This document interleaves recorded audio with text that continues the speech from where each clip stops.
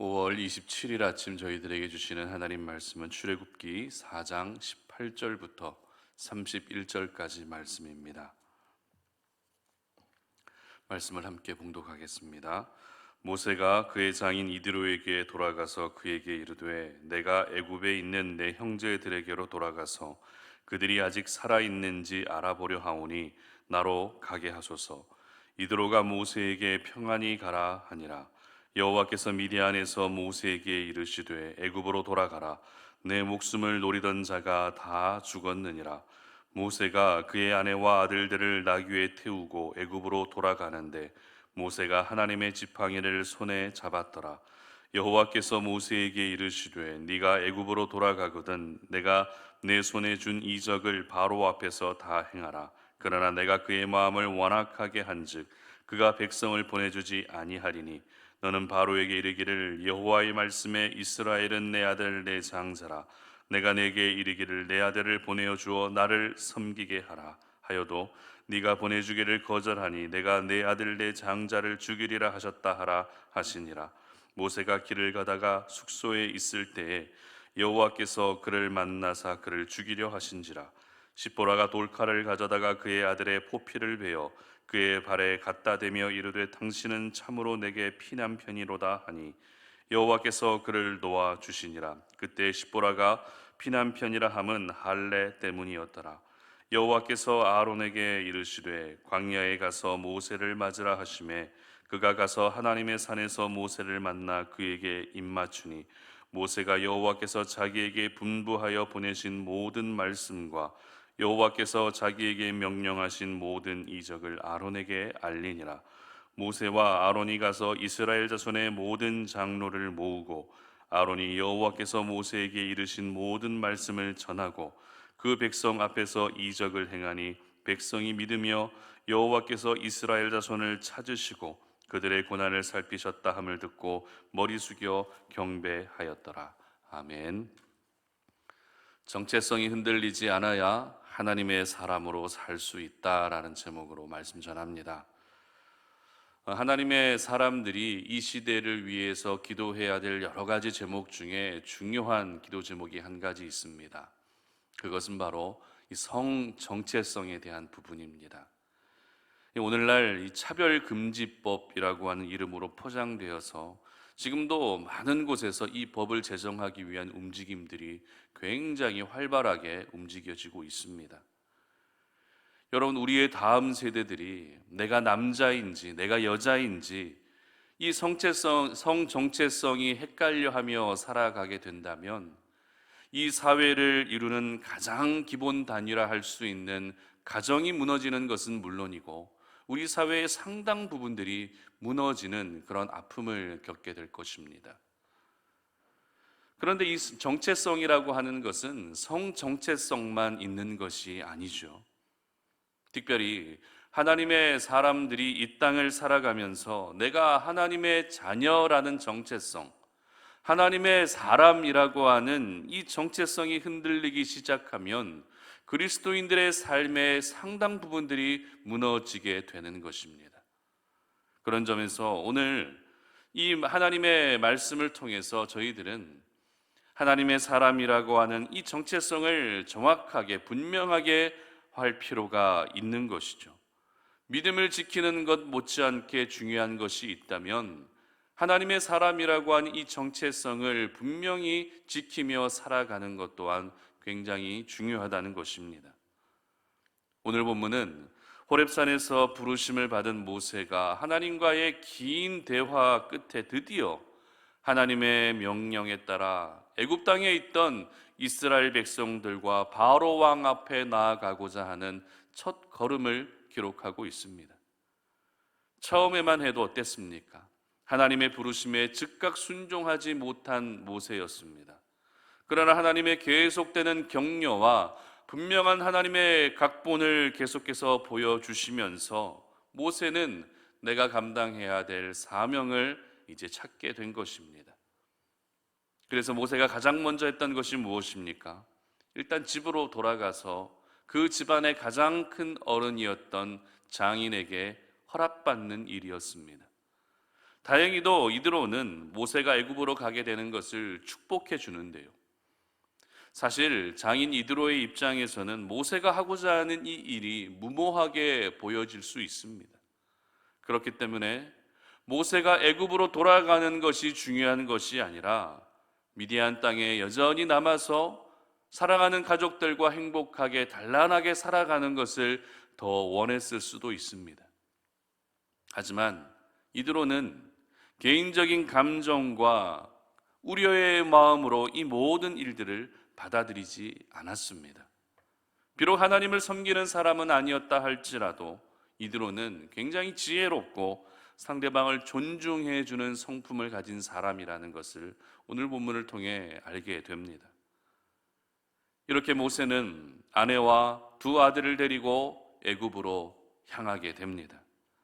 이제 애굽에서 내가 감당해야 될 그 사명을 생각하면 분명히 어깨는 무거워질 수밖에 없습니다. 그래도 장인 이드로의 축복을 떠나는 발걸음, 그리고 계속해서 하나님께서 모세에게 말씀해 주시는 그 말씀을 기억하면서 모세는 그래도 기쁜 마음으로 기대하는 마음을 가지고 애굽을 향할 수 있었습니다. 오늘 보면 19절 말씀 보시기 바랍니다. 여호와께서 미디안에서 모세에게 이르시되 애굽으로 돌아가라. 내 목숨을 노리던 자가 다 죽었느니라. 아멘.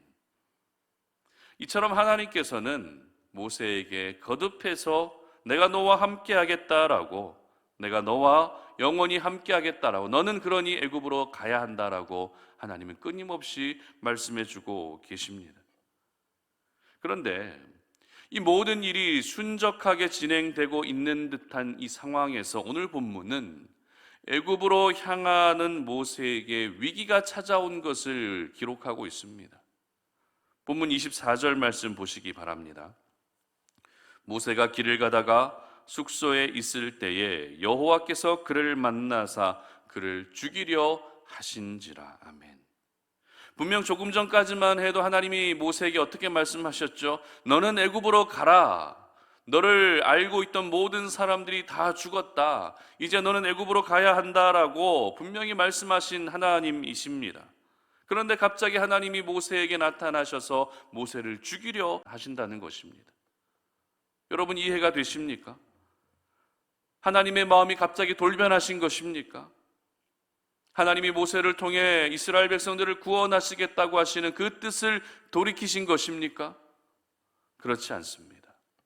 오늘 본문은 모세에게 찾아온 이 위기를 모세의 아내 십보라가 잘 대처함으로써 넘겨갈 수 있었다고, 이 위기를 피해갈 수 있었다고 분명히 기록하고 있습니다.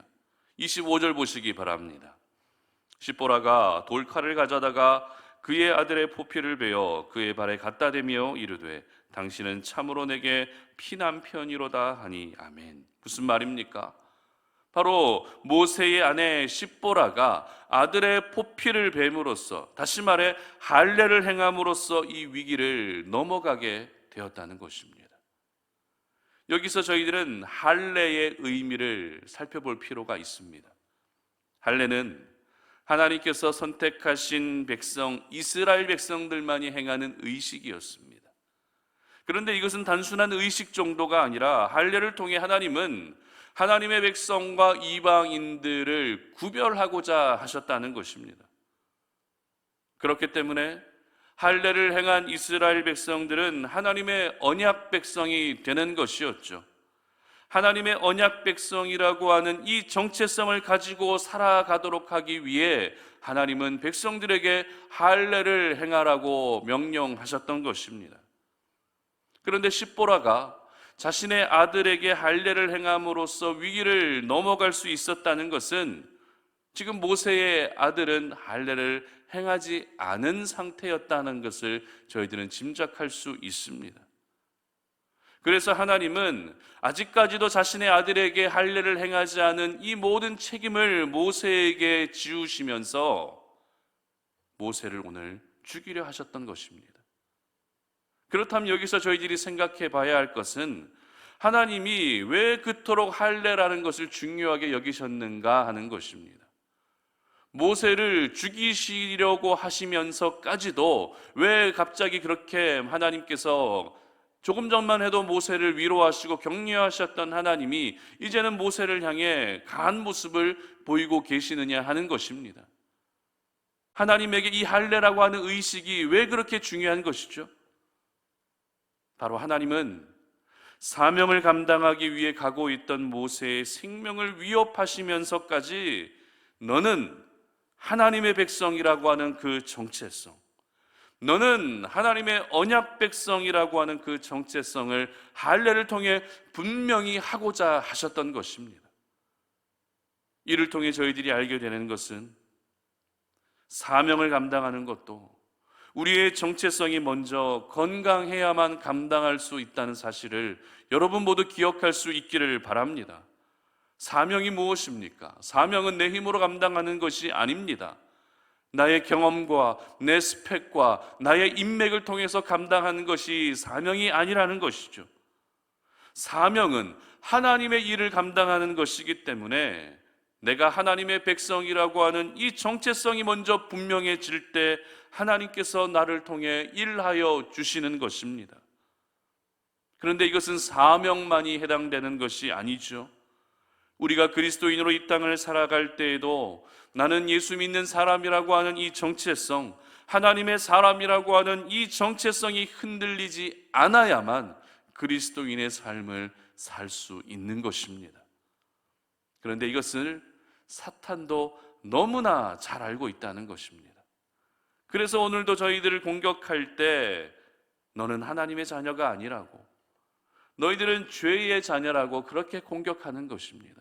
너희들은 죄의 자녀이기 때문에 죄를 지어야 돼. 너희들은 죄의 자녀이기 때문에 죄를 지어도 돼라고 우리의 마음 가운데 계속해서 그렇게 유혹하며 다가온다는 것입니다. 너희들은 의의 종이 아니라 죄의 종이라고 그렇게 오늘도 저희들을 향해 속삭이고 있다는 것입니다.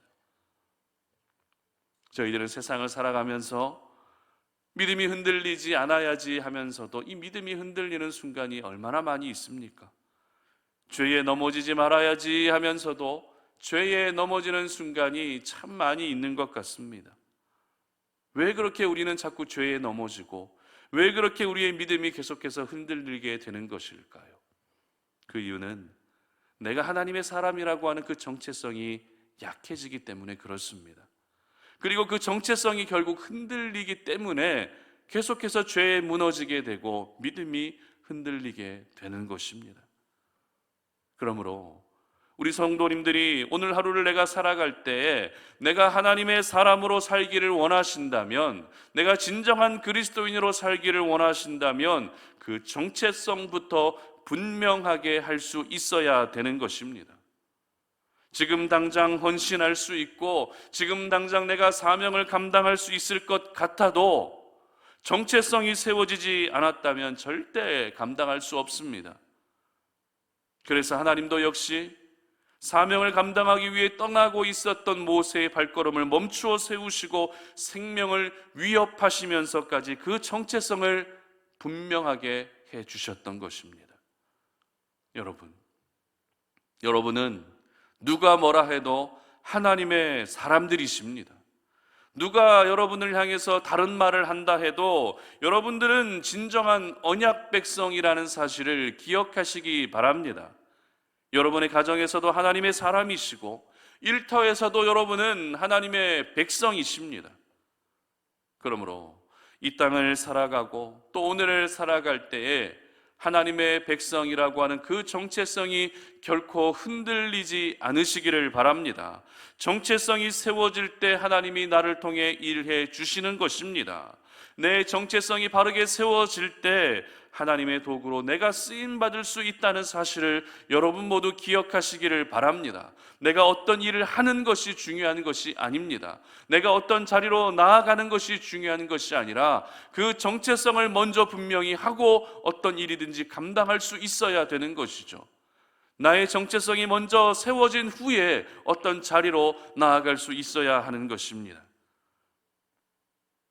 우리 사랑하는 송탄오륜의 모든 가족들은 오늘 하루 내가 하나님의 사람이라고 하는 그 정체성을 가지고서 하나님께서 여러분에게 맡겨주신 그 사명을 잘 감당하셔서 하나님께서 여러분을 보시며 늘 잘했다 충성된 종이라 칭찬 들을 수 있는 하나님의 백성들이 되시기를 주님의 이름으로 축복합니다. 함께 기도하겠습니다. 하나님 감사합니다. 오늘 이 아침에 우리가 주의 말씀을 묵상하면서 내가 하나님의 사람이라고 하는, 내가 하나님의 백성이라고 하는 정체성을 오늘 이 아침에 분명히 하기를 원합니다. 내 힘으로 어떤 일들을 감당하는 것이 중요한 것이 아니라 내 정체성, 하나님의 백성이라고 하는 그 정체성이 먼저 바로 세워지는 것이 우선임을 기억합니다. 세상은 나를 향해 뭐라고 말한다 할지라도 변함없이 나는 하나님의 백성이라는 사실을 잊지 않고 살아가게 하여 주시옵소서. 그래서 오늘 하루 죄에 넘어지지 아니하게 하시고 죄로 무너지지 아니하게 하시고 우리의 믿음도 흔들리지 않게 하시고 정체성을 분명히 하여 하나님께서 저희들에게 맡겨주신 그 사명을 능히 잘 감당할 수 있는 저희 모두가 되게 하여 주시옵소서. 감사드리며 예수님의 이름으로 기도드립니다. 아멘.